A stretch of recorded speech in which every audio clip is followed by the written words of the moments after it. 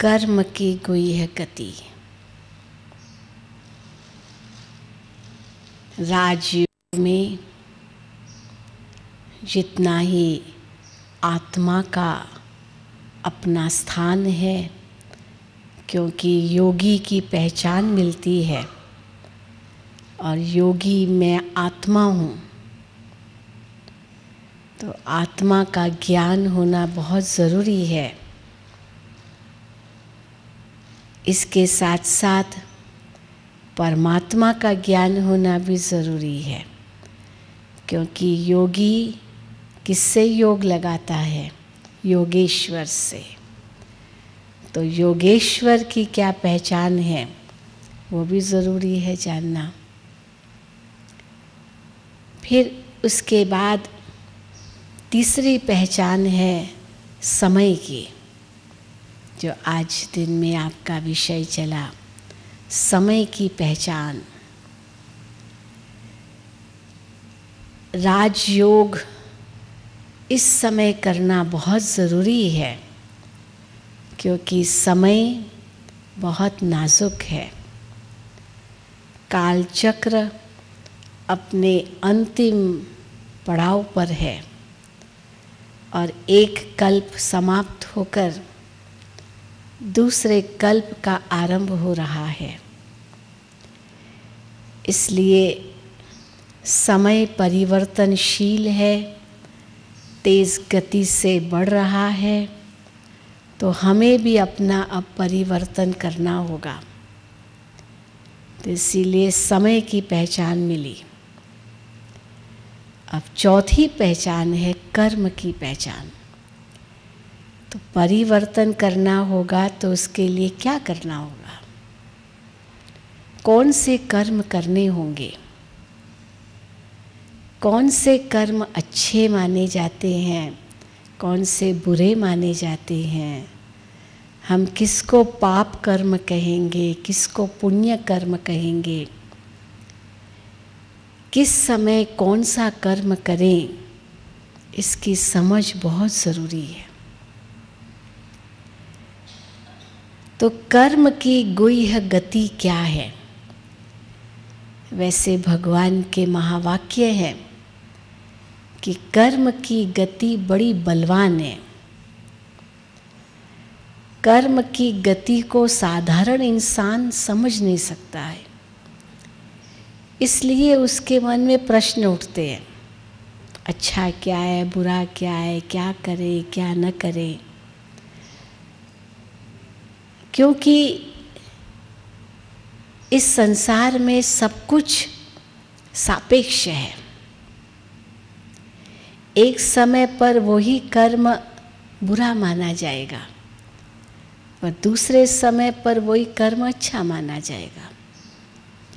अब रात का समय है सोने, दिन का समय है काम करने का, पर कोई व्यक्ति रात को खाता पीता रहे और दिन में सोता रहे तो क्या कहेंगे? या दिन में सोता रहे, रात को ही काम करता है बस। वो एक गीत था, मुंबई से आया मेरा दोस्त, है ना एक गीत, दिन को आराम करो रात को खाओ पियो, ऐसे कुछ है। तो सब उल्टा। आज की जो पीढ़ी है वो इसी प्रकार से करती है। सवेरे सवेरे, नहीं तो कहा जाता है सवेरे सोना सवेरे जागना, सवेरे सबसे अव्वल पहले पहले ईश्वर का नाम लेना। अब वो तो सब बदल गया। रात को देर से सोना, देर से जागना, और जागते ही सबसे पहले टीवी खोलना, BBC लंदन, CNN, बस लड़ाई की बातें पढ़ना सुनना, अखबार देखना, बस लड़ाई की बातें। तो सब कुछ उल्टा चल रहा है। खाना पीना भी कैसा, जंक फूड खाते हैं जिसमें कोई शक्ति नहीं है, ठंडा खाते हैं, गरम पीते हैं। होना चाहिए गरम खाओ ठंडा पियो। तो गुरबाणी में आता है, रूखा सूखा खा के ठंडा पानी पी, न देख पराई चौपरी दूसरे की रोटी को घी लगा हुआ है देखो मत, बोले रूखा सूखा खाओ। न देख पराई चोपड़ी न तरसा अपना जी, अपने जी को मत तरसाओ। रूखा सूखा खाने में सुख है, ज़्यादा घी लगा दिया तो कोलेस्ट्रॉल बढ़ जाता है ना, क्योंकि स्थूल काम तो इतना करते नहीं हैं।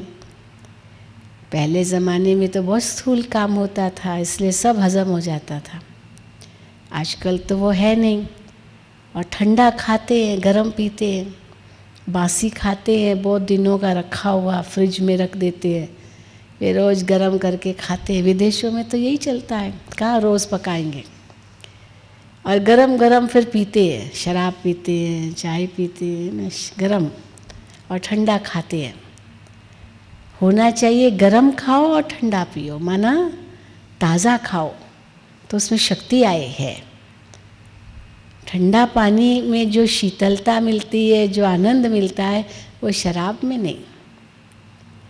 तो देखा गया है कि सब कुछ उल्टा चल रहा है, इसलिए शरीर पर भी उसका दुष्प्रभाव पड़ रहा है। भोजन भी कितना तामसिक खाते हैं, मिलावट वाला भोजन ही मिलता है, सात्विक कहाँ है, शुद्ध कहाँ है। इसलिए अनेक रोग पनप रहे हैं। तो अब समय की मांग है कि ये सब परिवर्तन होना चाहिए। अब तक जो कुछ किया, जो हुआ ठीक, अच्छा हो गया सो हो गया। इसलिए अब हमें क्या करना है, कर्म को पहचानना है। लेकिन कर्म की गति बलवान इसलिए है कि किस समय कौन सा कर्म करे वो तुरंत समझ में नहीं आता है। एक तरफ तो मान लो हम कहते हैं कि हत्या करना पाप है, ये तो बहुत सही बात है। किसी का जीवन लेना हमारा कोई अधिकार नहीं है, हम किसकी जान क्यों लें। जियो और जीने दो, ये सिद्धांत के ऊपर चलना चाहिए। भगवान ने जीवन दिया है, हम कौन होते हैं किसका जीवन लेने वाले। एक माँ भी नहीं है अधिकारी कि वह अपने बच्चे का जीवन ले ले। एक माँ सोचे मैंने ही बच्चे को पैदा किया, अब मुझे नहीं चाहिए ये बच्चा, तो मार डालो, परंतु ये पाप माना जाएगा। परंतु वही कर्म एक सिपाही करता है सरहद पर, बॉर्डर पर, हाथ में बंदूक है, सामने दुश्मन है, लड़ाई शुरू हो गई। अब उस समय अगर ये सोचे कि हत्या करना पाप है तो क्या होगा? उस समय गोली न चलाना ये और बड़ा पाप होगा उनसे भी, क्योंकि देश की रक्षा का सवाल है। 100 करोड़ की आबादी भारत की, उसका सवाल है। उनका जीवन खतरे में पड़ सकता है, और वो रक्षक भक्षक कहलाएगा। रक्षक क्या होगा वो, अगर अपने देश की रक्षा न करे तो। इसलिए स्थान, परिस्थिति, समय, वातावरण, व्यक्ति, ये अलग अलग होते हैं, इसीलिए कर्म का स्वरूप बदल जाता है। झूठ बोलना पाप है, बहुत बड़ा पाप है। कहा जाता है झूठा व्यक्ति के पैर नहीं होते, वो बदलता रहता है झूठा व्यक्ति। सच्चा व्यक्ति जो होता है वो ठोस होता है। कहते हैं, सिंधी में कहते हैं सच त बीठो नच। जो सच बोलता है उसको डर नहीं है, उसने सच बोला है। क्योंकि एक सच को छिपाना है, कोई छिपाता है तो झूठ बोलता है उस सच को छिपाने के लिए। तो कितने झूठ बोलने पड़ते हैं उसको एक सच को छिपाने के लिए, नहीं बोलने पड़ते ना। क्योंकि एक झूठ बोला, फिर दूसरा प्रश्न किया तो फिर और झूठ बोलेगा, तीसरा प्रश्न किया तो और झूठ बोलेगा। तो झूठ में झूठ, झूठ में झूठ। और एक व्यक्ति सच बोलता है तो उसको अपने वाक्य बदलने की ज़रूरत नहीं, जो जैसा है वैसा बताएगा। तो इसीलिए झूठ जितना बोलते उतना पाप बढ़ता जाता है।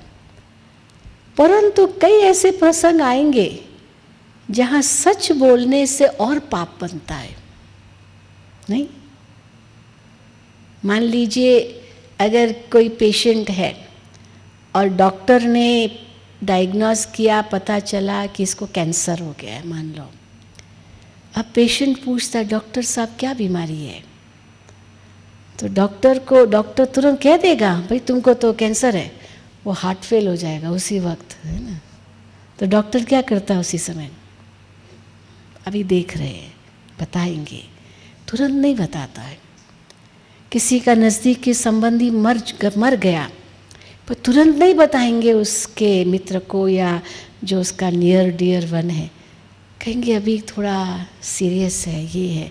समय देखेंगे, वातावरण देखेंगे, उसकी स्थिति कहाँ तक है, उसके अंदर शक्ति कहाँ तक है वो न्यूज़ सुनने की, उसको तैयार करेंगे और उसके बाद बताना तो है ही है, लेकिन उस समय नहीं बताएंगे। जैसे एक डॉक्टर होता है, ऑपरेशन करना है, पर मरीज़ का ब्लड प्रेशर बहुत हाई है, ब्लड ही नहीं है, खून ही नहीं है, या कोई ऐसी स्थिति है जो ऑपरेशन करने के अभी योग्य नहीं है, तो डॉक्टर क्या करेगा? पहले उसका ब्लड प्रेशर नॉर्मल करेगा, शुगर नॉर्मल करेगा, नॉर्मल हो जाए उसके बाद ऑपरेशन करेगा। अगर तुरंत कर देगा बिना ये सब देखे तो वैसे पेशेंट नहीं मरेगा, पर ऑपरेशन से मर जाएगा, क्योंकि तैयार ही नहीं था वो। नहीं तो जिंदा रहता अगर ऑपरेशन नहीं करता, तब तक नॉर्मल ना हो। तो इसलिए कौन सा कर्म अच्छा है, कौन सा बुरा है, किसको पाप कहेंगे, किसको पुण्य कहेंगे? कई व्यक्ति हैं कहते हैं कि हम कभी झूठ नहीं बोलते, हम कभी झूठ नहीं बोलते। लेकिन आध्यात्मिकता के अनुसार अगर कोई देह के अभिमान में है और सारा दिन मैं कहता रहता है, हाँ मैं ऐसा, कितना बड़ा झूठ है वो। क्योंकि मैं कौन हूँ? कौन हूँ मैं? आत्मा। और आत्मा का ज्ञान ही नहीं है, अभिमानवश मैं कर रहा है, तो बड़ा झूठ है ये आध्यात्मिकता के अनुसार। एक कहानी आती है इस पर कि एक बुजुर्ग व्यक्ति था, उसके 4 बच्चे थे, बहुत बड़ा बिजनेसमैन था, बच्चे भी सब बिजनेस में लगे हुए थे। तो किसी ने उनसे पूछा कि भाई साहब आपकी आयु कितनी है? तो कहा मेरी आयु होगा कुछ 20 साल, जबकि वो तो 80 साल का था, बूढ़ा था बेचारा, चल भी नहीं पा रहा था, और कहता 20 साल का हूँ। 20 साल का तो लगता ही नहीं है, झूठ बोल रहा था। फिर कहा अच्छा आपके बच्चे कितने हैं? तो 4 बच्चे थे, लेकिन कहता मेरा एक ही बेटा है, ये भी झूठ। फिर पूछा अच्छा आपकी संपत्ति कितनी है? तो कहा कुछ होगी, कुछ लाख, जबकि करोड़ों की संपत्ति होगी, बड़ा बिजनेसमैन था। सब झूठ। तो जिसने प्रश्न किया उसने कहा कि आप कुछ छिपा रहे हो। तो कहा देखो मैं छिपा नहीं रहा हूं, वास्तविकता यही है। शरीर की आयु भले 80 साल है, परंतु मैं तो अपने आप को केवल 20 साल का ही समझता हूँ, क्योंकि 60 साल जो मेरे जीवन के बीते ना, वो अज्ञान में बीते। खूब ऐश किया, खूब झूठ छल कपट, धंधे में हेरा फेरी, सब कुछ किया, खूब पाप किया, बहुतों को दुख दिया। लेकिन पिछले 20 साल से मैं सात्विक जीवन व्यतीत कर रहा हूँ, संतों का संग किया है मैंने, सत्संग करता हूँ, और सब बहुत ज़्यादा बिजनेस में नहीं जाता हूँ, बच्चों को दे दिया है सब, रिटायरमेंट है। तो मैं तो समझता हूँ मेरी जो सच्ची उम्र है वो 20 साल ही है, वो बाकी 60 साल तो पूर्व जन्म था जैसा, क्योंकि सब बदल गया। फिर कहा आपके बच्चे? तो क्या वैसे तो 4 हैं, लेकिन 3 बच्चों से मेरा कोई संबंध नहीं है, ना वो मेरे पास आते हैं, ना मैं उनके पास जाता हूँ, ना धंधे में कोई साथ है, कुछ भी नहीं है, कोई लेना देना ही नहीं। उनको अलग अलग सब दे दिया है, वो अपने में मौज में रहते हैं, मेरे से मिलते भी नहीं है। और मुझे भी कोई चिंता नहीं है, खुश है, सुखी है, और एक बच्चा मेरे साथ है, तो मैं तो यही कहूँगा कि 3 बच्चों से मेरा हिसाब किताब पूरा हो गया, एक बच्चे के साथ अभी है हिसाब किताब, तो मैं तो यही कहूँगा ना, एक ही बेटा है, क्योंकि जिसके साथ हिसाब किताब है वही साथ है, तो उसके साथ ही मेरा लेना देना है, तो वो एक ही है। फिर कहा अच्छा आपकी संपत्ति, तो कहा वो तो करोड़ों में होगी अगर सब बच्चों की मिला के देखे तो, लेकिन जितनी संपत्ति मैंने अपने हाथों से दान की है, मेरे हाथों से दान की है, वही मेरी सच्ची संपत्ति है। क्यों? जो बैंक में है वो संपत्ति मेरी नहीं है क्या? कहा नहीं। तो कहा कैसे? क्योंकि आज अगर मेरा शरीर छूट जाए तो वो जो बैंक में संपत्ति है, तिजोरी में रखी है, कबर्ड में रखी है, लॉकरों में रखी है, पेटियों में रखी है, संदूक में रखी है, वो चलेगी साथ में? चलेगी? पर कि कौन सी संपत्ति साथ चलेगी? जो मैंने अपने हाथों से दान की है, और इतनी मैंने दान की होगी संपत्ति, तो यही मेरी सच्ची संपत्ति है जो मेरे साथ चलेगी। अब बताओ सच बताया या झूठ? हाँ, सच। दिखाई देता है झूठ, पर है सच। तो सत्य की क्या परिभाषा है? कई समझते जो दिखाई देता है ना वो सब सत्य है, वही सच है, ये दीवार है, ये लाइट है, ये यही सच है। और आध्यात्म कहता है जो दिखाई देता है ना वो सब झूठ है, सब झूठ है। क्यों? क्योंकि आध्यात्म में सत्य की परिभाषा बहुत ऊंची है, इसीलिए कहा जगत मिथ्यम ब्रह्म सत्यम। तो सत्य की परिभाषा क्या दी है? जो स्थिर है, जो एक रस है, जो नित्य है, जो अविनाशी है, वही सत्य है। जो अनित्य है, जो बदलता है, रहता है, परिवर्तनशील है, पैदा होता है एक दिन नष्ट हो जाएगा, वो सब असत्य है। अब कितना अंतर हो गया सत्य और आध्यात्म में सत्य की परिभाषा और विज्ञान में सत्य की परिभाषा में। इसीलिए कई जो बहुत ज़्यादा विज्ञान में रहते ना वो समझते भगवान भगवान कोई चीज़ ही नहीं, पहले अगर है तो दिखाओ हमको, प्रकट करो एक प्रयोगशाला में कि भगवान ये है। अब प्रकट कैसे करेंगे? कोई स्थूल चीज़ थोड़ी है। प्रयोगशाला में हम 2 वस्तुओं को जोड़ के तीसरी वस्तु बनाते हैं, A+B=C इक्वेशन बनाते हैं। तो भगवान को स्थान कहाँ रखेंगे? जो चीज़ प्रकट की वो, या किसके साथ मिलाया वो तो सदा ही है। इसलिए कोई प्रयोगशाला में उसको प्रयोग करके थोड़ी दिखाएंगे। और ये चरम चक्षु सब कुछ थोड़ी देख सकती है। कितनी शक्ति है इन चरम चक्षुओं में सब कुछ देखने की। कई बार सामने से तो कुछ दृश्य कुछ और है और बात तो कुछ और ही होती है।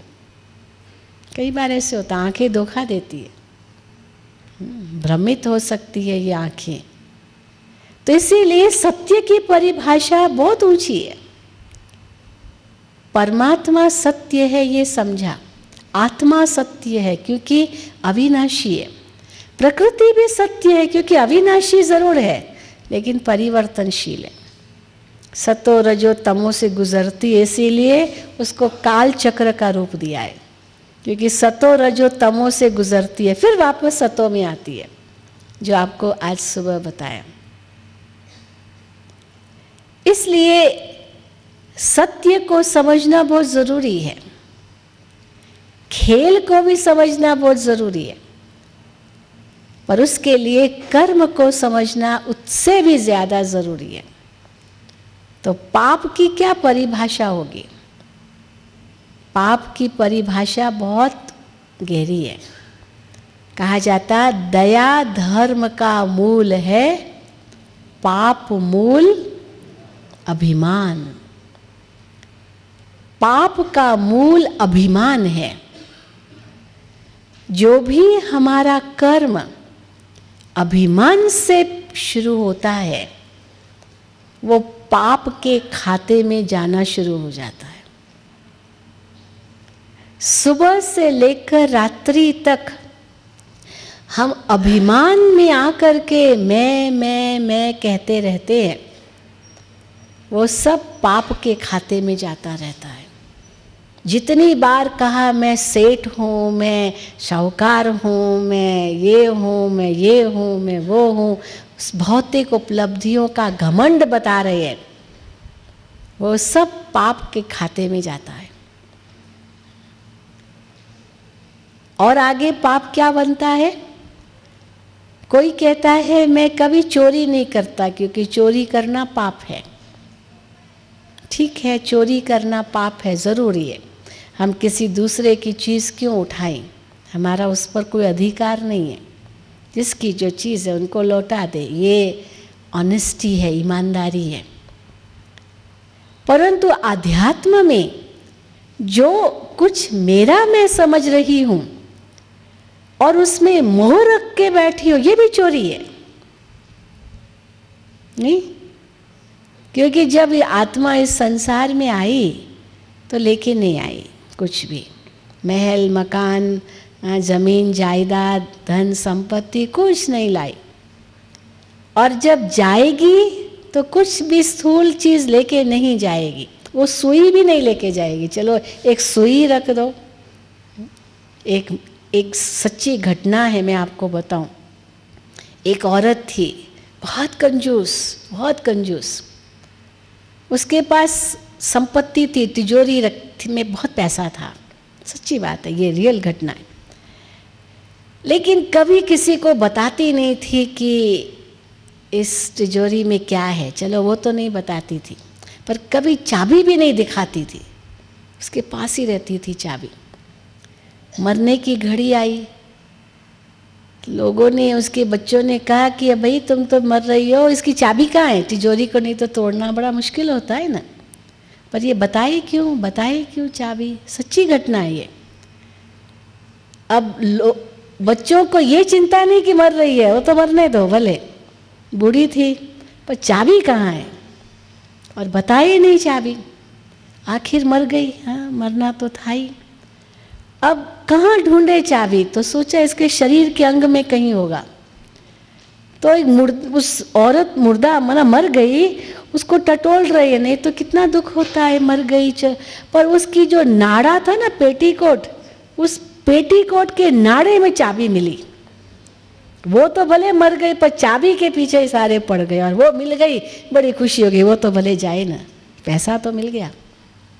अब बताओ क्या उसका मूल्य? अगर पहले ही जीते जी सबको सुख दे देती होती, हाथ से दे देती होती, तो पुण्य बन जाता। लेकिन दुआएं भी कुछ नहीं लेके गई, हाथ खाली ही गई। जो था वो भी वहीं रह गया। ये चोरी यही नहीं है कि दूसरे की चीज उठाई, लेकिन जो मेरी भी है, मैं समझ रही हूँ, उसमें मोह रख के बैठे हैं। सारा दिन मेरा मेरा मेरा मेरा मेरा, हाँ, यही करते रहते हैं। तो जितनी बार मेरा मेरा कहा ना, उतनी बार वो चोरी समझो, और वो पाप बनता है। तो शिव परमात्मा हमें कई बार कहते हैं पाप के कितने दरवाजे हैं। पहला दरवाजा है मैं, दूसरा दरवाजा है मेरा, है ना, मेरा। जितनी बार कहा पाप बढ़ता जाएगा। तो झूठ और चोरी तो ये हो गई। तीसरी बात, कई कहते हैं कि मैं कभी किसी को दुख नहीं देता हूँ, कभी किसी का गला नहीं दबाया, हाँ, कभी किसी को कुछ अपशब्द नहीं कहा। परंतु अपनी आत्मा का घात हम करते रहते हैं। कई बार हमें जो कर्म नहीं करने चाहिए तो भी करते रहते हैं, पश्चाताप भी करते हैं, रोते भी हैं, दुखी भी हो जाते हैं, फिर भी करते रहते हैं। पता है गुस्सा नहीं करना चाहिए, फिर भी कर लेते हैं। फिर पश्चाताप भी करते हैं, अरे क्यों मैंने उसको कहा, नहीं कहता तो अच्छा होता, अभी खामखा दुश्मनी हो जाएगी। पर माफ़ी मांगना ये भी नहीं सोचते, अभिमान होता है मैं क्यों माफ़ी मांगूं, उसकी भी तो कमी थी ना। तो इसीलिए अपनी आत्मा को कोसते रहते, अंदर ही अंदर नींद फिट गई, चिंता में डूब गए कि पता नहीं क्या वो कर देगा, मैंने बोल तो दिया उसको, अब वो उसका नतीजा वो क्या निकलेगा पता नहीं। तो अंदर ही अंदर डर, चिंता, नींद हराम, भूख नहीं लगना, ये अपने आप को दुख दे रहे। अब बोल दिया, चलो हो गई बात तो हो गई, जाके माफ़ी मांग लो, भाई माफ़ करो, मैंने आपसे ये बोल दिया, ये मेरा इंटेंशन नहीं था, मेरा भाव तो कुछ और था, भूल हो गई, आगे नहीं बोलूँगा, हो गई दोस्ती, पूरा हुआ, वो भी भुला देगा। लेकिन नहीं, मैं क्यों जाऊँ? वो जैसे वो बांस की लकड़ी होती है ना, दो सूखी बांस जंगलों में होती है, बारिश नहीं पड़ी है तो बांस की लकड़ियाँ जल्दी सूख जाती है, और सूखा जब होता है, गर्मी होती है और हवा लगी, गर्म हवा, तो बांस की लकड़ियाँ टकराती है, फ्रिक्शन पैदा हुआ और आग लगी, जंगलों को आग लग जाती है। माउंट आबू में तो बहुत लगती है, कई यहाँ बांस की लकड़ियाँ बहुत है। तो क्या है कि अभिमानवश, मोहवश, लोभवश, ईर्ष्या, नफरत, वैर, दुश्मनी, ये सारे विकार पाप को जन्म देते हैं, और इनका मूल आधार है अभिमान। ये देह अभिमान विकारों की जननी है, और उनके वशीभूत किए हुए कर्म सब पाप के खाते में जाते हैं। इसलिए कोई कहे मैं झूठ नहीं बोलता, चोरी नहीं करता, किसी का गला नहीं दबाया, ये कोई बड़ी बात नहीं की, अच्छी बात है नहीं करते, पर बाकी जो कर रहे हैं मैं, मेरा, और अपनी आत्मा की हत्या, इस प्रकार आत्मा हत्या होती नहीं है, वैसे जीव हत्या होती है। कोई अपने आप को मार डालता है, खुदकशी करता है, तो जीव हत्या मानी जाएगी, आत्मा तोड़ गई। परंतु ये आत्महत्या है, क्योंकि उससे आत्मा की शक्ति नष्ट हो जाती है। उसके बाद समझ में नहीं आएगा मैं क्या करूं, क्या नहीं करूं, फिर और गलती होती रहेगी। एक गलती तो की, फिर और गलती होती रहेगी, फिर पश्चाताप करेंगे, और गलती होगी, बदलने का नाम ही नहीं है। क्योंकि अभिमान है ना, मैं क्यों झुकूं, वो आए मेरे सामने, मैं तो बड़ा हूं ना, मैं तो सबसे बड़ा भाई हूं, वो छोटा है, वो आए ना, मैं बड़ा क्यों जाऊं उसके पास, है ना, अभिमान। तो इसीलिए पाप का घड़ा भर ही रहा है, और उसका परिणाम क्या हो रहा है? क्या हो रहा है? तन के रोग, मन की अशांति, धन की खींचातानी। चाहे धन कितना भी हम कमा रहे हैं, लेकिन कभी नहीं लगता कि हम संतुष्ट हैं, कभी नहीं लगता, चाहे कितने भी धनवान क्यों नहीं बन जाएं, क्योंकि वो सच्ची कमाई नहीं है। कहा जाता है चोरी का माल मोरी में। पाप की कमाई कभी सुख नहीं देती है, किसी की बद्दुआओं से की हुई कमाई कभी पेट में नहीं जाएगी जो सुख देगी। एक बहुत सुंदर कहावत है, जो सहज मिले वो दूध बराबर, वो दूध के समान है, वो शक्ति देता है, क्योंकि दुआओं के साथ मिलता है। जो सहज मिले वो दूध बराबर, जो मांग लिया वो पानी के समान है। पानी मांगा जाता है, जरा एक गिलास पानी देना, प्यास लगी है, तो पानी बराबर वो प्यास बुझाएगा पर शक्ति नहीं देगा, दूध शक्ति देगा। और वो सहज मिला, वो दुआओं के साथ मिला ना, वो शक्ति देगा। मांगा तो दूसरा कहेगा ठीक है, मांग रहा है दे दो ना, जान छूटेगी, नहीं तो बार बार मांगता रहेगा। इसीलिए वो पानी के समान, यानी उस समय खुश कर देगा, हाँ मिल गई वो चीज़, पर आगे इतना सुख नहीं देगी। कईयों के पास कितनी चीज़ें होती है, उनका इस्तेमाल भी नहीं, प्रयोग भी नहीं, यूज़ नहीं करते हैं, पड़ी रहती है, सड़ गई, सूख गई, ख़त्म भी हो गई, पता भी नहीं चलता है ना, उसका यूज़ ही नहीं है, रखने का संग्रह करने की आदत होती है बस। कितना पहनेंगे, कितना खाएंगे, कितने जूते पहनेंगे, एक ही तो पहनेंगे ना, पर नहीं, रोज हर महीने नई साड़ी चाहिए, हर महीने। कई लोग हम लोगों को कहते हैं कि आप लोगों के कपड़े इतने सफ़ेद, आज ही मुझे कोई कह रहा था, आप लोग क्या डालते हो, टिनोपॉल डालते हो, क्या डालते हो, पता नहीं किसने मुझे सवेरे कहा। हम कहते हैं हम लोगों को 4 साड़ी हो गई तो भी चिंता नहीं, कम से कम ये तो चिंता नहीं कि कौन सी रंग की पहने, हरी पहने, लाल पहने, नीली पहने। जो रंगीन पहनते उनको ये चिंता, आज हरी पहनेंगी कल लाल, अगर वही पहनेंगे लोग कहेंगे यही साड़ी है क्या तुम्हारे पास, अभी वही साड़ी हम 2 दिन पहनेंगे पता भी नहीं चलेगी, क्योंकि वही साड़ी है, एक ही साड़ी है। कई कहते आप लोग सफ़ेद क्यों पहनते हैं, हम कहते ये हमारा यूनिफॉर्म है। आजकल ऑफिसेज में यूनिफॉर्म की सिस्टम चालू हो गई है, कई कैसी कंपनीज़ में यूनिफॉर्म, क्योंकि यूनिफॉर्म पहनते तो ड्यूटी कॉन्शियस होते हैं, है ना।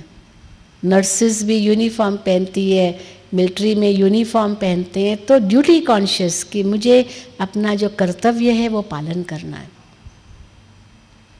और इसलिए खाली कपड़ों के पीछे हम नहीं बुद्धि चलाते है, ठीक है जितना है अच्छा है। तो जो सहज मिले वो दूध बराबर, जो मांग लिया वो पानी, जो खींच लिया जबरदस्ती किससे ले लिया, बंदूक की नोक पर धमका कर, डरा कर, तो ये वो रक्त बराबर। जैसे किसी का खून निकाल दिया तो वो किसके काम आया, जिसका गया वो उसका तो गया, पर मेरे भी कौन सा काम आएगा।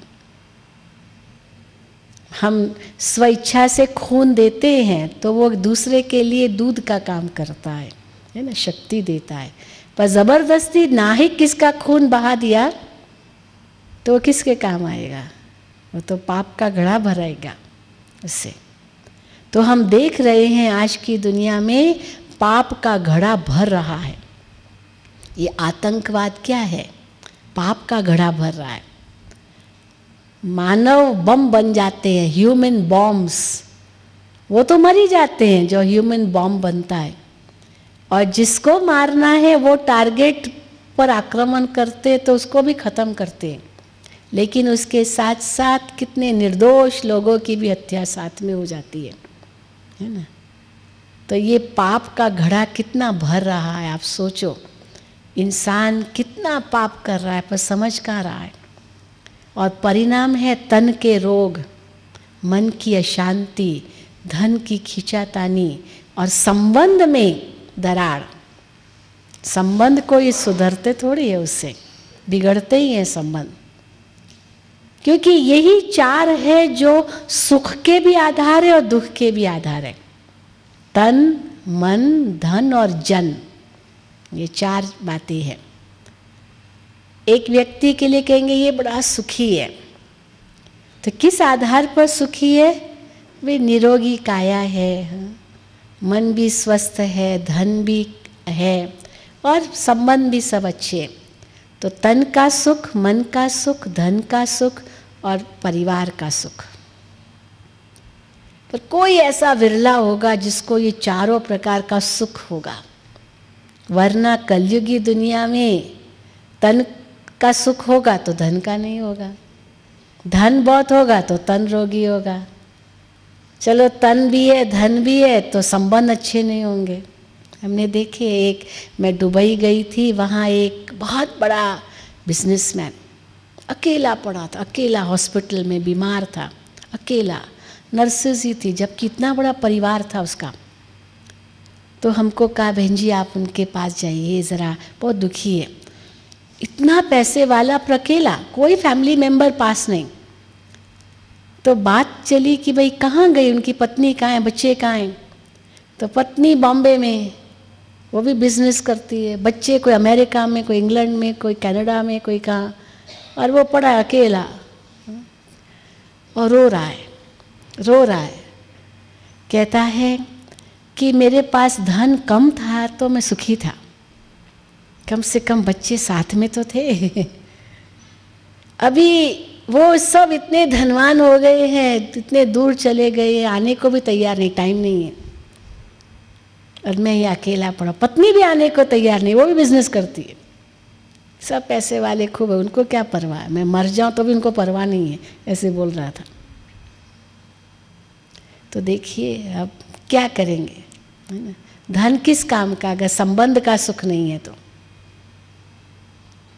तो इसीलिए ऐसा भी कभी समय था जब चारों प्रकार का सुख इंसान को था, तन निरोगी, मन में शांति, धन भी अकीचार और संबंध भी इतने सुंदर। कभी ऐसा समय था इस संसार में या था ही नहीं? था? कब था? कब था जी? हाँ, था या नहीं था? हाँ, जरूर था। और उसी समय को हम कहते हैं सतयुग, स्वर्णिम युग, सुनहरा युग, जिस समय पर मानव देव रूप में था। और उसका प्रमाण क्या है, हम कैसे माने उसको? उसका प्रूफ है कि आज तक उनकी मूर्तियों को भी चारों प्रकार का सुख है। नहीं? कभी खंडित मूर्ति की पूजा होती है क्या? लक्ष्मी नारायण के मंदिर में जाइए, कोई खंडित लक्ष्मी, वो एक टांग कटी हुई, एक हाथ कटा हुआ होगा क्या? साबित।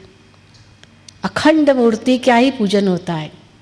अगर वो खंडित हो गई ना तो मंदिर में नहीं रखते हैं उसको, चिड़िया घर में रखे, सॉरी अजायब घर में, म्यूजियम में रखते हैं।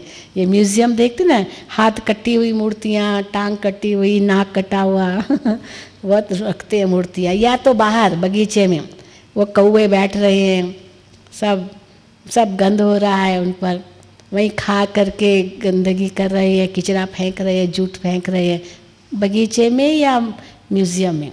मंदिर में कौन सी मूर्ति रखेंगे? जो अखंड मूर्ति है। तो अखंड मूर्ति का मतलब है कि कोई भी अंग भंग नहीं। ये चश्मा भी खंडित है ना, आंखें खंडित है तभी तो चश्मा लगाए। नकली दांत है तो भी खंडित है ना, माना खंडित है, एक्स्ट्रा कुछ आर्टिफिशियल है। तो इसीलिए अखंड शरीर ये है निरोगी काया का प्रतीक, और वो उसका पूजन होता है, वो पूजा के योग्य है। इसलिए देवताएं पूजा के योग्य है। प्रकृति सतो प्रधान, पांचों तत्व सतो प्रधान, शरीर पावन, योग बल की शक्ति है वो। फिर मन कितना शक्तिशाली, एक सेकंड के दर्शन के हम प्यासी होते हैं उनके, बस एक सेकंड का ही दर्शन मिल जाए बस मन तृप्त हो जाए। देवताओं की, देवियों की मूर्ति बनाएंगे न, शक्ति रूप है, दया की मनो, वो दुआएं देने वाली, आशीर्वाद, वरदानी मूर्त बनाते, हाथ ऐसा वरदानी मूर्त, और चेहरे पर शक्ति, शांति, प्रेम, सब गुण झलकते उनके चेहरे पर। दुर्गा की मूर्ति देखो, शक्ति रूपे, पर जितनी शक्ति उतनी शांति, दुखी नहीं। तो चेहरे से मन की पहचान होती है। तो मन कितना शक्तिशाली होगा जो उनका चेहरा ही इतना श्रेष्ठ बनाते हैं। तो मन की पहचान है वो। और धन, बात नहीं पूछो, कितना धन मंदिरों में लगता है। बालाजी में जाइए, तिरुपति, सबसे ज़्यादा संपत्ति उनको मिलती है, सब पैसा लुटाते हैं वहाँ, कुबेर का खजाना है वहाँ। यहाँ श्रीनाथ द्वारे में जाइए, राजस्थान में है, वहाँ पर इतने बड़े बड़े कुएं हैं, घी के कुएं, केसर के कुएं, जाने क्या क्या है।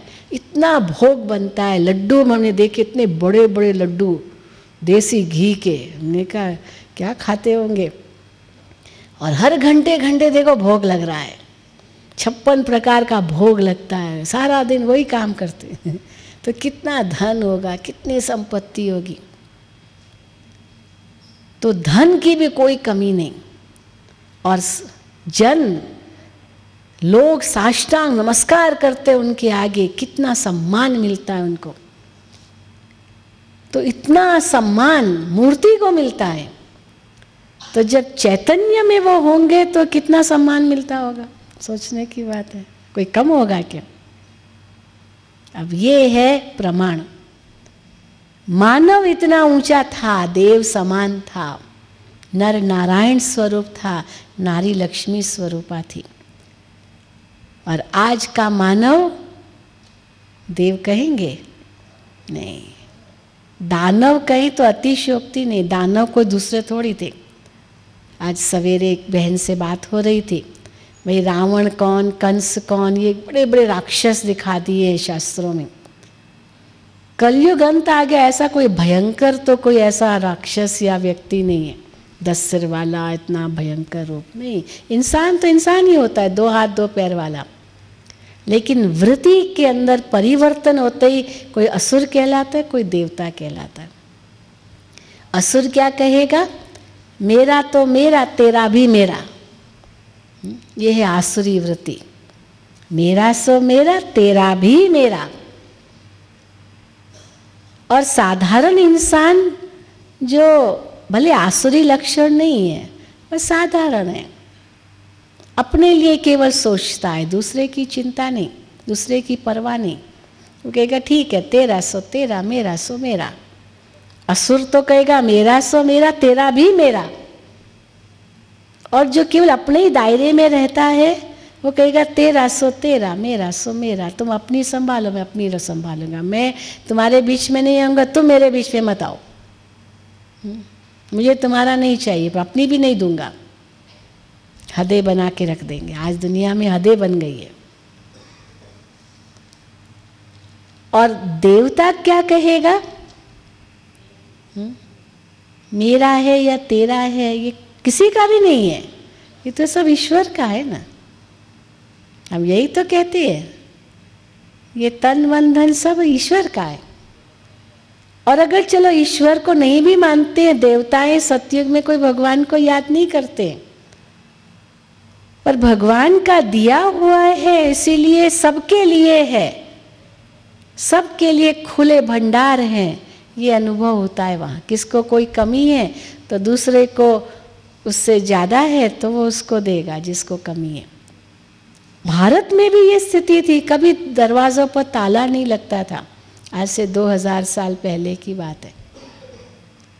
मेरे घर में चाय पत्ती नहीं है, मैं पड़ोसन के पास जाऊंगी, ज़रा चाय पत्ती तो देना, अधिकार रखते थे कि हाँ ले जाओ मेरे पास है। फिर उनके पास चीनी नहीं होगी तो मेरे घर में आएगी, तो दोनों तेरा सो मेरा, मेरा सो तेरा, है ना। पहले ज़माने में एक ही मोहल्ले में रहते थे, एक ही टांडा जलाता था और एक ही टांडा सबको देते थे, आग जलाओ, एक ही टांडा। आजकल तो वो गैस के चूल्हे हो गए, हर एक अपना अपना। एक ही घर में 10 लोग 10 अपना अपना चूल्हा जला रहे हैं, अपना अपनी चीज़ बना रहे हैं, मिल करके नहीं खा सकते। कोई है, मैं सबकी बात नहीं कर रही हूँ, लेकिन ऐसे है। तो देवता माना मेरा सो तेरा, तेरा सो मेरा, हम सब एक हैं, एक भगवान के बच्चे हैं। वसुधैव कुटुंबकम है, ये ईश्वर की दुनिया है, वो सतयुगी दुनिया थी। और इसीलिए सुखमय संसार था। और कलयुग में और सतयुग में कितना अंतर हो गया है। आज काम के वश देखो, अजब लगता है, भारत की संस्कृति में नारी को एक शक्ति रूप माना गया है। यत्र नार्यस्तु पूजन्ते रमन्ते तत्र देवता। और आज नारी का तिरस्कार तो क्या, बलात्कार, न जाने शोषण, न जाने क्या क्या हो रहा है। कहाँ नारी देवी के रूप में है और कहाँ नारी का ये बुरा हाल। तो वही भारत की स्थिति हो गई है ना। काम वासना के वशीभूत हैं, तो हम देख रहे हैं सामाजिक कुरीतियाँ। बलात्कार क्या है? काम वासना के वशीभूत है ना। फिर क्रोध के वशीभूत हैं तो हत्याएं, डर लगता है बाहर जाएंगे पता नहीं घर वापस लौटेंगे या नहीं।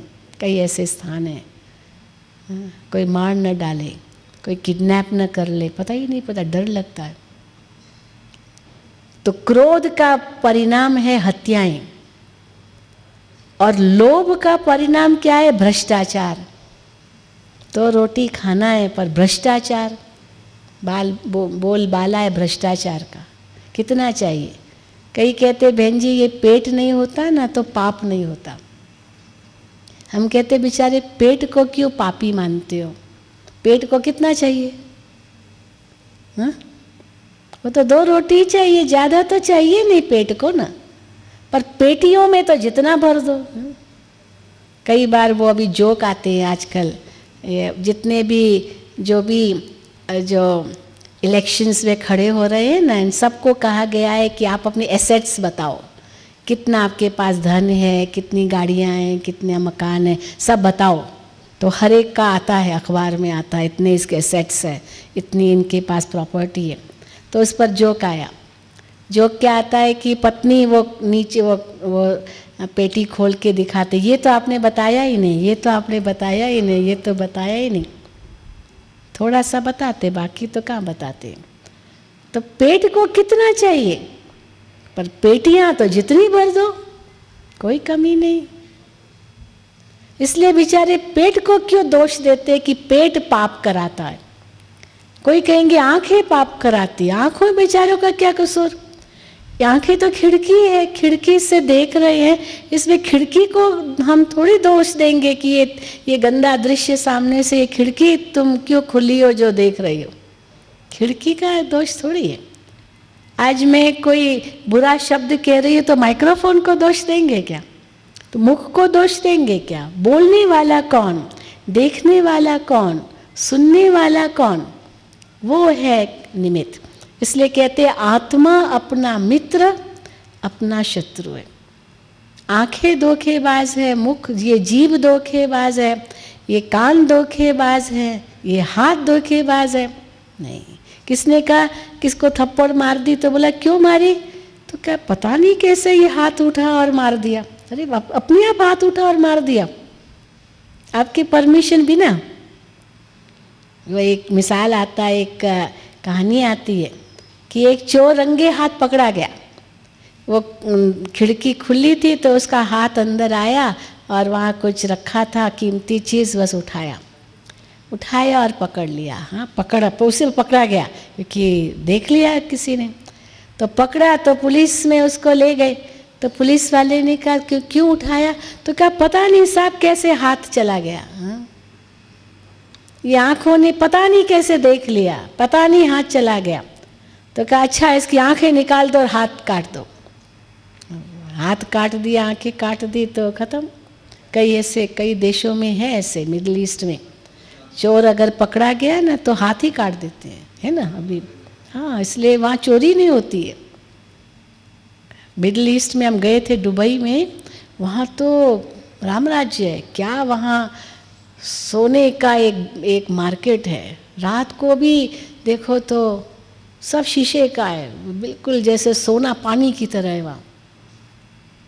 पर चोरी होती ही नहीं है मुझे कहा, क्योंकि बहुत कड़ी सज़ा है। अगर चोरी किसी ने की तो हाथ ही काट देते। अच्छी बात है, परंतु मेरे कहने का भाव है कि आज ये सब विकार का कारण क्या है? देह का अभिमान। इसलिए हम इतना तन मन धन जन सब दुख महसूस कर रहे हैं। अब इन देवताओं ने कौन से कर्म किए जो इतने ऊंचे बने? जरा ये भी सोचने की बात है। बिना कर्म किए थोड़ी फल है, वो फल है ना। आज जैसे मेरा वर्तमान स्वरूप है, ये फल है, परिणाम है किसी कारण का। हर कारण का कोई परिणाम बनता है और वही परिणाम दूसरे परिणाम का कारण बनता है। इंग्लिश में कहते हैं every cause leads to an effect and every effect becomes a cause for another effect. वो उसका परिणाम बन जाता है दूसरे का। कारण और परिणाम, कारण परिणाम, ये एक साइकिल है। मेरा जो वर्तमान समय, मान लीजिए अभी मेरा शरीर तंदुरुस्त है, ठीक है, क्योंकि बचपन में ध्यान रखा, एक्सरसाइज करते हैं, भोजन ठीक खाते हैं, माना अपने तन पर ध्यान रखते, तो वर्तमान ठीक है।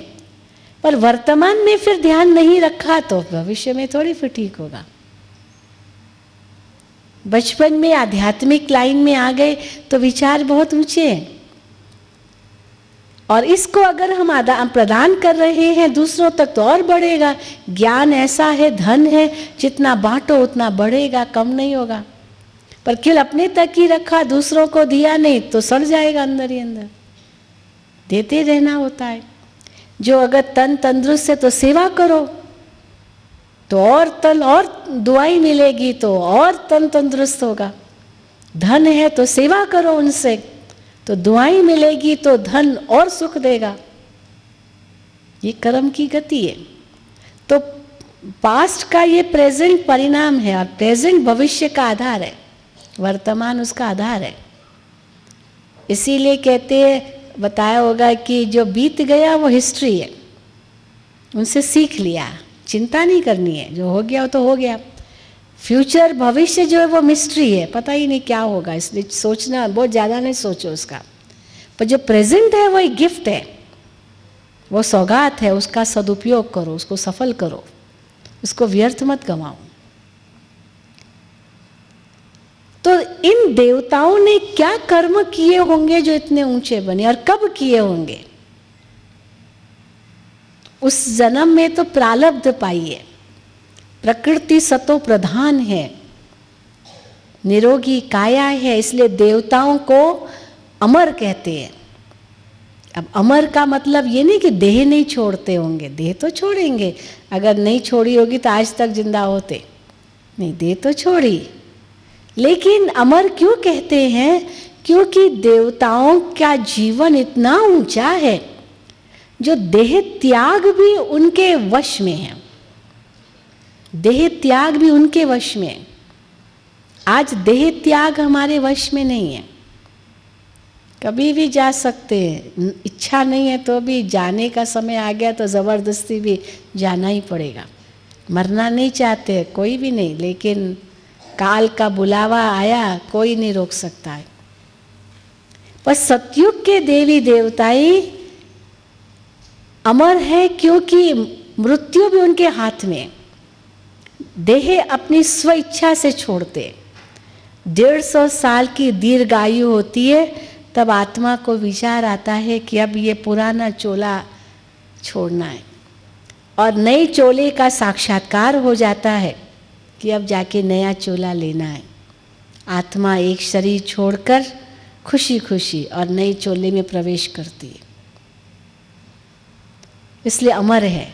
चोला छोड़ना जैसे वस्त्र बदलना, इसमें दुख की क्या बात है? जैसे सांप अपनी पुरानी चमड़ी उतार देता है, नई चमड़ी उसको मिल जाती है, इसमें दुख की क्या बात है? तो इसीलिए देह त्याग ये दुख की बात ही नहीं है। चोला तो बदलना ही है ना, परंतु मोह होगा शरीर में, वस्तुओं में, व्यक्तियों में, तो दुख होगा छोड़ते समय।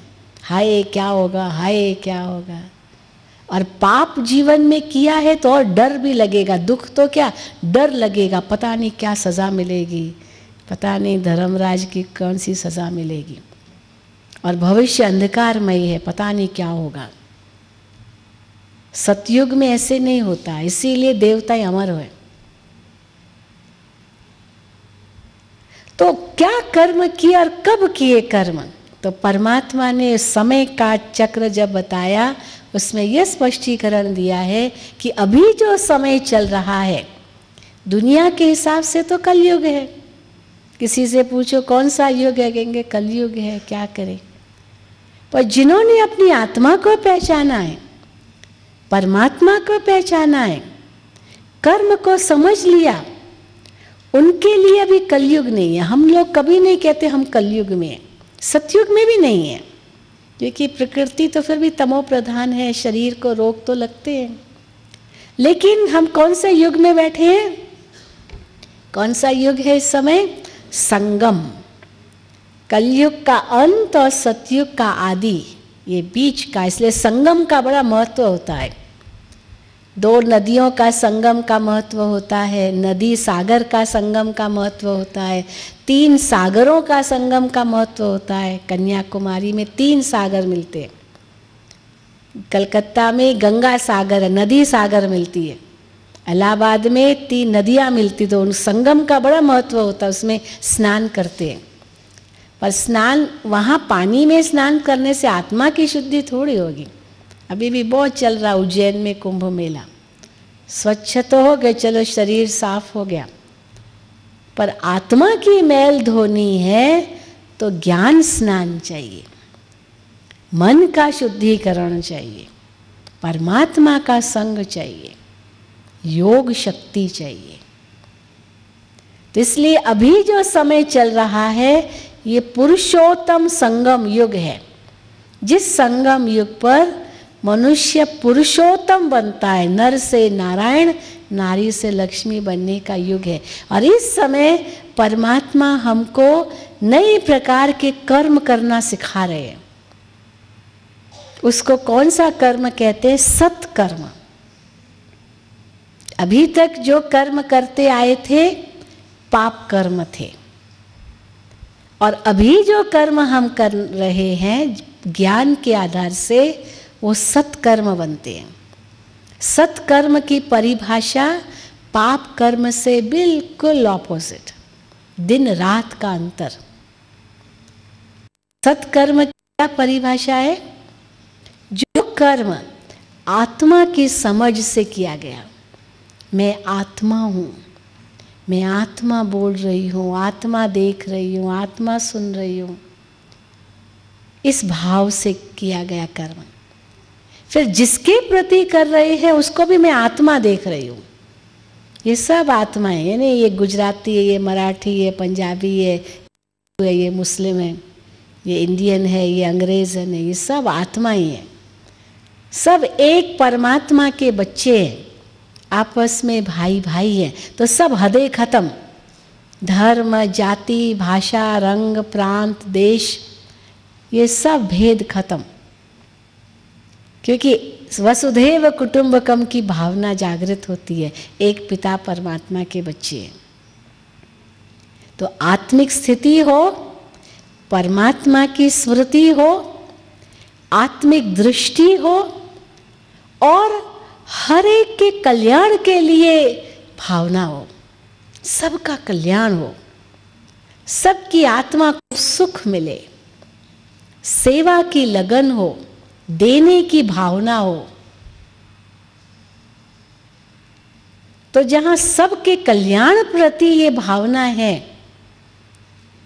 तो वो कर्म सत्कर्म के खाते में जाता है, जिससे तन से सेवा, मन से सेवा, धन से सेवा, अपने कलाओं से सेवा, जो आप देख रहे हैं इस ईश्वरीय विश्वविद्यालय में, देख रहे हैं ना, यहाँ कोई डोनेशन फंड ये सब आती नहीं है। जो भी भाई बहनें आते हैं अपने तन से, मन से, धन से सेवा करते, कोई नाम के लिए सेवा नहीं करता है। इसलिए आप देखेंगे यहाँ किस स्थान पर कहीं नाम नहीं है, कुर्सी पर, टेबल पर, या बेंच पर, या सोफा पर, सॉरी, है ना, और जगह जाएंगे सब जगह नाम होता है, फलाने ने इतना दान किया, फलाने ने इतना दान किया। वो ईंट होगी उस पर भी नाम लिखा होगा।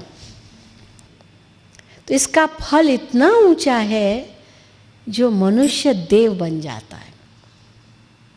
क्यों नहीं होगा? नर ऐसी करनी करे जो नर नारायण बने। तो कौन सी करनी से वो नारायण बनता है? यही सत्कर्म की करनी से, जो इस संगम पर शिव परमात्मा अभी हमको सिखा रहे। कई कहते आत्मा के ज्ञान से क्या होगा? सत्कर्म बनेंगे, नहीं तो पाप कर्म कर रहे हैं। और एक कर्म का 100 गुना, लाख गुना फल मिलना है।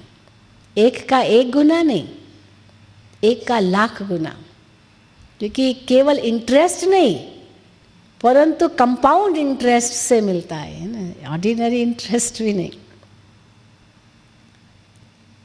ईश्वर अर्थ हम करते हैं तो कितना मिल जाता है?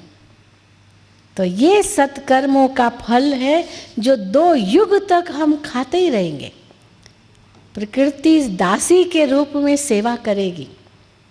यह भारत बहुत ऊंचा था, सोने की चिड़िया कहलाता था, जहाँ दूध घी की नदियाँ बहती थी। ये ईश्वर की रचना है।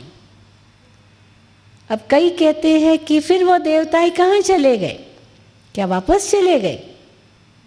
हम कहते नहीं, वापस में कोई नहीं जा सकता। ड्रामा के अंदर से बीच से कोई वापस नहीं जा सकता परम धाम।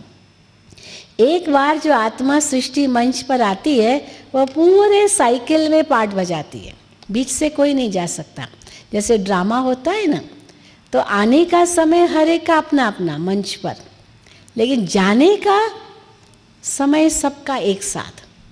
लास्ट में सारे एक्टर्स एक साथ खड़े हो जाते हैं, डायरेक्टर सहित, और ऑडियंस से मिलते हैं, परिचय होता है और फिर पूरा होता है ड्रामा। तो कई कहते हैं कि भाई फलाने को मोक्ष मिला, फलाने को मुक्ति मिली। हम कहते कोई आत्मा वापस गई नहीं है। अंत में परमात्मा ही आकर के सबको वापस ले जाते हैं। और अभी वो समय आ गया है वापस जाने का समय। फिर वापस जाकर कई सोचते फिर हम क्यों आए इस दुनिया में। वापस गए तो बस गए, आत्मा परमात्मा में विलीन हो गई, मोक्ष मिल गया, फिर क्यों दुनिया में आए। अब शिव परमात्मा ने एक नया राज हमें दिया है। ये एक रेवोल्यूशन है, एक नया राज है जो भगवान ने खोला है। जो समझते कि हम मोक्ष में चले जाएं, वापस क्यों दुनिया में आए, क्योंकि वो समझते हैं कि ये दुनिया बड़ा दुख रूप है। दुख रूप है इसलिए हम नहीं लौटे।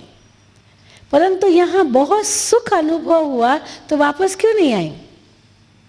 अभी आप यहाँ आए, 3-4 दिन रहे, आपको बहुत अच्छा लगा, और कल आप जाएंगे, दोबारा आना चाहेंगे कि नहीं? हो गया ना, देख लिया सब है, आना चाहेंगे ना? क्यों आना चाहेंगे? देख लिया ना सब है, क्यों आना चाहेंगे? अच्छा लगा। तो अच्छा लगा तो हम तो आएंगे, हम 100 को लेकर आएंगे, है ना? ऐसे क्या, पहले दिन भी ऐसे ही कहा ना। तो आना चाहेंगे क्योंकि अच्छा लगा। नहीं अच्छा लगता तो कहेंगे बाबा दोबारा कभी नहीं आऊँगा। तो इस संसार में बुराई क्या है? संसार तो बहुत अच्छा है, ये ईश्वर का है संसार है, रचना तो उनकी है ना। तो इसीलिए कई जो समझते ये संसार दुख रूप है, हम कहते ये भी सोचना गलत है। संसार बड़ा सुख रूप है। हाँ, अभी ये संसार दुख रूप लग रहा है क्योंकि हो गया है, सतो रजो तमो स्थिति आ गई है। तमो स्थिति में लगता है जैसे किसी ने बचपन, जवानी, मिडिल एज बहुत अच्छा बिताया और बुढ़ापा आ गया, 90 साल का, 100 साल का हो रहा, एकदम झुड़िया हो गई, बीमार है, बिस्तर पर है, टांगें नहीं चलती है, कहेंगे क्या ये जीवन है। पर ये तो भाई 90-100 साल का हुआ है ना, जवानी होगी तो क्या नहीं होगा। तो अंतिम घड़ी देख करके हम सोचते जीवन ही ऐसा है क्या? तो ये संसार कोई ऐसा है नहीं, संसार बहुत ही सुखरूप है। ये अंतिम समय में थोड़ा सा समय है जो थोड़ा दुख रूप है बस। इसलिए ये दुख रूप बना हमारे कर्मों से ना, हम बदल जाए, संसार से सुखरूप है। तो क्या करना जरूरी है? दुख रूप समझ करके आना ही नहीं है ये सोचना है, या संसार को सुखरूप बनाना है? हैं? बनाना है ना सुखरूप, तो हम ही तो बनेंगे, हमें ही बदलना होगा ना। तो इसलिए अब परमात्मा हमें क्या कहते हैं कि हे बच्चे, अब सत्कर्म करो। जिन सत्कर्मों से आपका इतना ऊंचा भाग्य बनेगा जो मानव देव बन जाएगा। अच्छा, फिर कई कहते हैं अच्छा फिर क्या होगा? फिर द्वापर युग शुरू होता है तो फिर वही मनुष्य बनते हैं।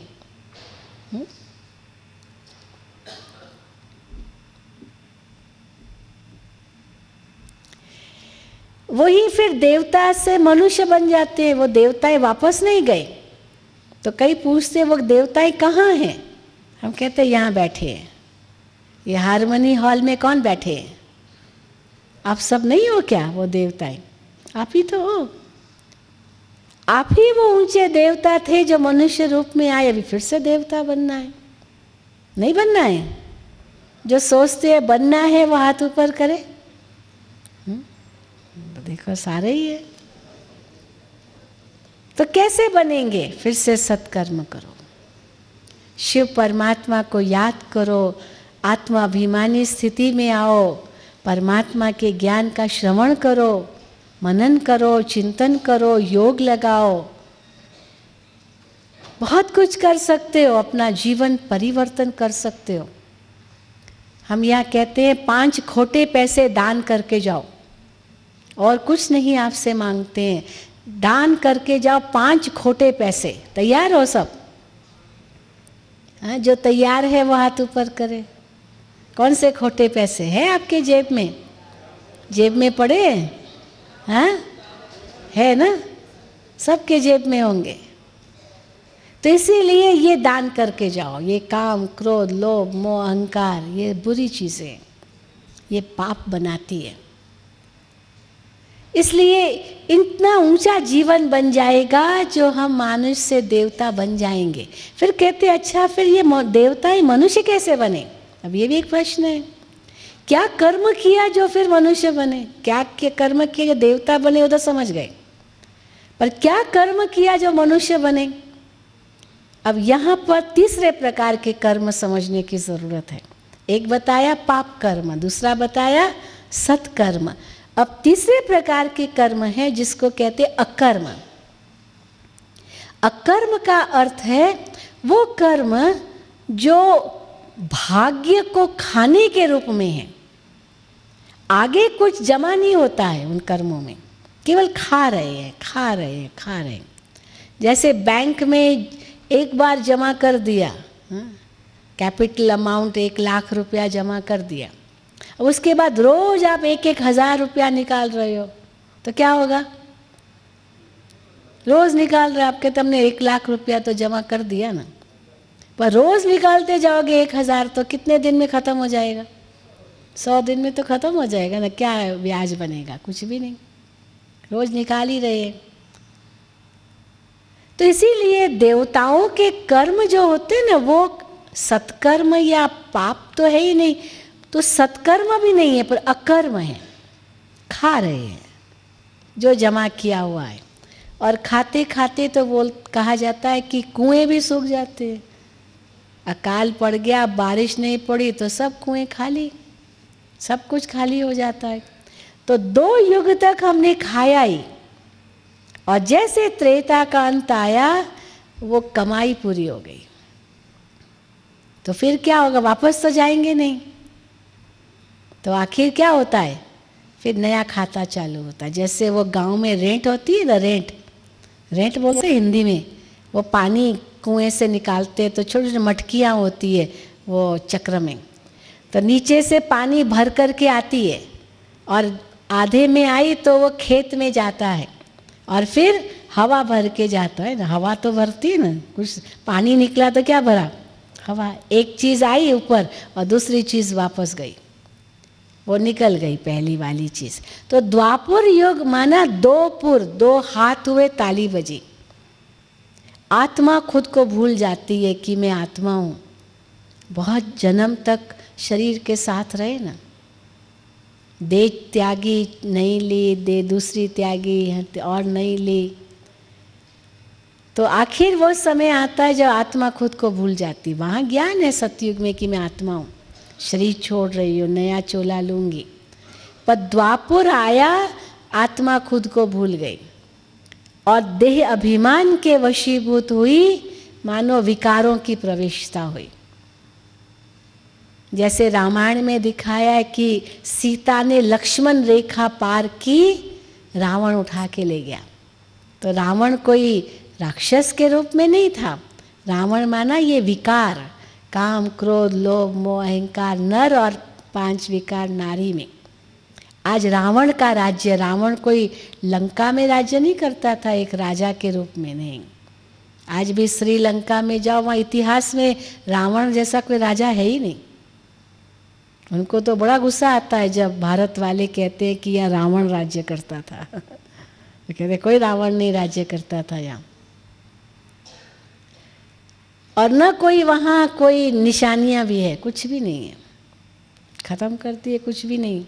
तो इसलिए रावण वास्तव में ये विकारों का ही प्रतीक है। और ये कैसे आता है? जब आत्मा देह अभिमान के वश होती है। तो विकार कहाँ से प्रवेश हुए? द्वापर युग से। कई समझते ये काम क्रोध लोभ मोह तो अनादिकाल से भगवान ने बनाए हैं। ये भगवान ने नहीं बनाए हैं।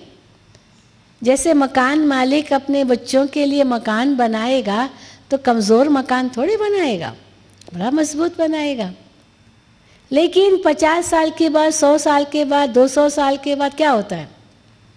मकान में क्रैक्स आते हैं, दरारें आती है। तो उस दरार को विकार कहते हैं हिंदी में। विकृति आती, कमज़ोरी आ जाती, क्योंकि धूप, हवा, पानी पड़ते पड़ते पड़ते कमज़ोरी आती है हर चीज़ में। ये प्रकृति का नियम है, सत्तो से रजो, रजो से तमो। तो ये प्रकृति का नियम है कि आत्मा शरीर के वशीभूत हो जाती है, बहुत समय शरीर के साथ रही तो, और पाप का खाता शुरू हो जाता है द्वापर से। पर पाप अकेला नहीं, उसके साथ पुण्य, क्योंकि कुछ कुछ जमा करते रहते हैं। पुण्य कर्म, चौथा प्रकार का कर्म है पुण्य कर्म। अन्नदान, वस्त्रदान, भूदान, रक्तदान, नेत्रदान, दान, जो दान पुण्य माना जाता है, ये द्वापर युग से शुरू होता है। सतयुग त्रेता में दान पुण्य करने की जरूरत नहीं। हर एक अपने सुख स्वरूप स्थिति में, कोई मंदिर नहीं है। मनुष्य देव रूप में घर घर मंदिर है, तो अलग मंदिर क्यों बनाएंगे जिन मूर्तियों की पूजा करने के लिए? लेकिन वो पूज्य जो सतयुग त्रेता में थे, उनकी फिर पूजा शुरू हो जाती है द्वापर युग में। इसलिए आप ही पूज्य, आप ही पुजारी। सतयुग त्रेता के देवी देवताओं की आत्माएं द्वापर युग से पुजारी के रूप में, क्योंकि विकारों के वश हो गई, फिर अपने पूज्य पूर्वजों की पूजा करती है। 33 करोड़ देवी देवताओं का गायन है। कहाँ चले गए सारे 33 करोड़ देवी देवताएं? फिर वो मनुष्य रूप में आए, और वो आत्माएं अपने पूज्य की पूजा करती है, पूर्वजों की पूजा करती है। और परिणाम स्वरूप मंदिर, मस्जिद, गिरजाघर, अनेक धर्म, ये सब आते गए, और पुण्य भी करते गए, साथ साथ पाप भी करते गए। पुण्य ज़्यादा है तो थोड़ा सुख है, पाप ज़्यादा है तो दुख है। और पुण्य कम, पाप ज़्यादा तो दुख इतना है, जो जितना किया पुण्य उससे ज़्यादा पाप किया तो नेचुरली घाटा ही है। जैसे कमाई कम, खर्चा ज़्यादा, तो घाटा होगा ना। बिजनेस के अंदर घाटा दिखाना पड़ता है, लॉस है ये। तो धीरे धीरे वो स्थिति आती है कि पुण्य बहुत कम हो जाता है। द्वापर आरंभ में बहुत पुण्य होता है, बहुत दान पुण्य करते हैं, लेकिन बाद में जब अभिमान आता है ना मनुष्य के अंदर, तो वो पुण्य भी जीरो हो जाता है। पुण्य भी तब बने जब दान पात्र को दे। हम नाम मान शान के लिए दान नहीं करें, पर पात्र को देख करके दान करें। अगर पात्र योग्य है तो वो दान पुण्य बनता है, पर मेरे अपने नाम के लिए करूं तो वो पुण्य का बनेगा। तो पहली चीज है कि पात्र योग्य चाहिए दान के लिए, तब पुण्य बनता है। और दूसरी बात, पुण्य तब बनता है जब वो गुप्त हो, किसी को बताने की जरूरत नहीं है। कहा जाता है नेकी कर दरिया में डाल। दायां हाथ दान करे तो बाएं को पता नहीं चलना चाहिए। ये पुण्य के लिए जरूरी है, तब वो पुण्य बनता है दान। अगर वर्णन करते रहेंगे तो पुण्य कम होता जाएगा, कम होता जाएगा। ये है पुण्य का ये गुह्य राज है। इसलिए द्वापर में तो चलो ठीक, पर कलयुग में जैसे आए तो सब नाम मान शान के लिए अगर कर रहे हैं तो पुण्य बन ही नहीं रहा है, और शो करके कर रहे हैं तो और भी पुण्य नहीं बन रहा है, जीरो बनता जाता है और पाप का घड़ा भरता जाता है। कमाई भी पाप की और दिखा रहे हैं कि दान कर रहे हैं तो पुण्य का बनेगा, मेहनत की कमाई थोड़ी है। इसीलिए आज की वो स्थिति आ गई है, पुण्य जीरो और पाप मल्टीप्लाई होता जा रहा है। तो परिणाम क्या होगा? इतना बोझ सिर पर, पापों का बोझ जो सिर पर है, उस स्थिति में आत्मा वापस नहीं जा सकती है। बोझ को लेकर के शुद्ध होकर ही घर जाना है। तो शिव बाबा ने हमें 3 तरीके बताए हैं शुद्ध होने के लिए। अब आप कौन सा तरीका अपनाना चाहते हो, आपके ऊपर है। पहला तरीका है स्व परिवर्तन से हम बदल जाएं। देखो, किसी के ऊपर कोई उम्र कैद की सज़ा है और जेल में उसको डाल दिया, उम्र कैद है, किसी की हत्या की, कोई बहुत बड़ा पाप किया, पर जेल में जाने के बाद वो व्यक्ति बदल जाता है तो क्या होता है? उसकी सज़ा कम होती जाती है। फिर दूसरा कदम है परमात्मा से योग लगाओ। इतना योग लगाओ जिसके लिए कहा, तू मुझे याद कर, मैं तेरे सर्व पापों से तुझे मुक्त कर दूंगा। इस योग की अग्नि में पाप भस्म होते जाएंगे, आत्मा शुद्ध होती जाएगी, सजाओं से बच जाएंगे। और तीसरी बात है कि अगर तन का कोई रोग आता है, कोई धन की खींचातानी है, दुखी मत हो जाओ। किसी ने कुछ कह दिया, दुखी मत हो जाओ, क्यों कहा इसने, हिसाब किताब चुकता हो गया। कोई आपको परेशान करता है, गाली देता है, आप उसको रिटर्न मत दो, नहीं तो आपका पाप बन जाएगा। तो इसीलिए ये सारी बातें ध्यान पर रखते हुए एक संकल्प करो आज कि मैं अपना जीवन बदल के जाऊंगा। अगर बदल के जाएंगे तो भगवान की आशीर्वाद मिलेगी। आप ईश्वर के घर में आए हो, ये यज्ञ कुंड है, यहाँ सब बुराई स्वाहा करके जाओ तो शक्ति मिलेगी।